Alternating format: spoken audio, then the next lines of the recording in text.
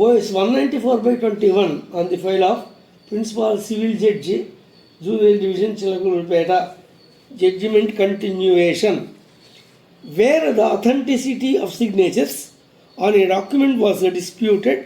The expert testimony assumes significance to ascertain whether a signature had been asserted or forged. More particularly, that expert opinion based on a comparison with contemporaneous documents signed by the defendant is crucial in determining whether the signature on the pronote is genuine. When this court examined the defendant's signatures on 3 occasions, that is, on wakalat, at the time of institution of the suit, in a statement, while making his defense, and during the course of trial, at the time of recording his deposition, all these subsequent events and the signatures made by the defendant are typically differ from one another. In those circumstances, the question of the authenticity of the defendant's signature on the pronote can only be properly assessed by producing contemporaneous documents from the relevant period of pronote. In the absence of such evidence, the possibility of signature modification subsequently remains open. It is essential to present documents signed by the defendant around the same time as the pronote transaction to determine if the defendant was in the habit of modifying his signature or not.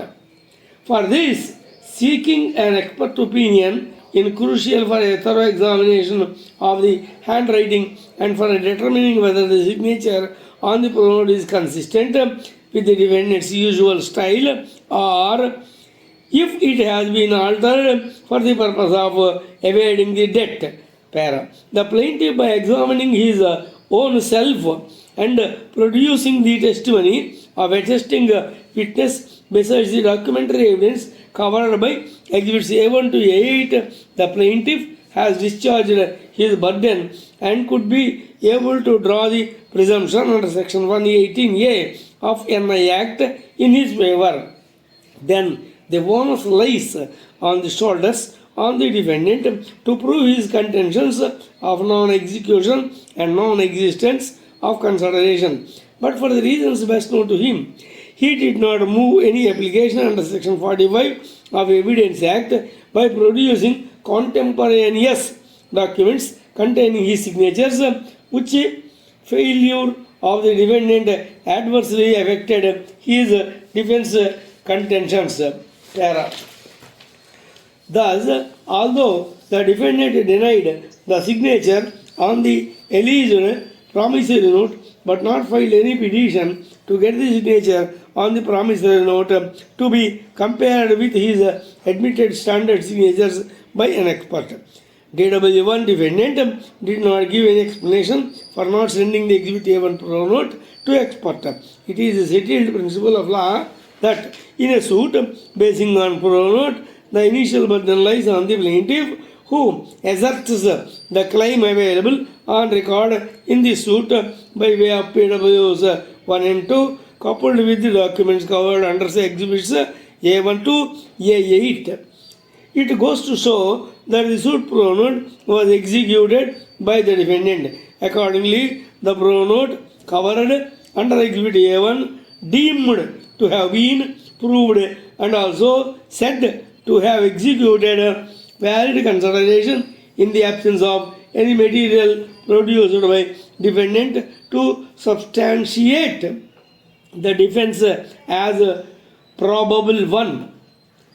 There is no reason to disbelieve the claim of the plaintiff basing on Exhibit A1 pronote. Thus, viewed from any angle, this court holds that the defendant failed to establish that the suit promissory note is an outcome of collusion of plaintiff with a testor. As such, his defense plea must fail. Para. Thus, out of the oral and documentary evidence of PWs 1 and 2, it can be believed that the suit pronote is duly supported by consideration validly executed by the defendant in favor of plaintiff. Hence, in view of the above discussion, this court holds that the suit pronounced is true, valid, supported by consideration, and accordingly binding upon defendant. Hence, issues 1 and 2 are answered in favor of plaintiff and against the defendant. Thus, this court holds that the plaintiff is entitled to recover the suit amount along with interest as paid for. Issue number 3. In view of the discussion made in issue numbers 1 and 2, this court is of considered view that the suit of plaintiff for recovery of rupees 60,000 not 5 along with future interest and cost of the suit is liable to be decreed in his favor. In the result, the suit is decreed with cost, directing the defendant to pay a sum of rupees 66,005 to the plaintiff together with interest at 12% per annum from the date of suit till the date of decree, thereafter at 6% per annum from the date of decree till the date of realization on the principal sum of rupees 56,000.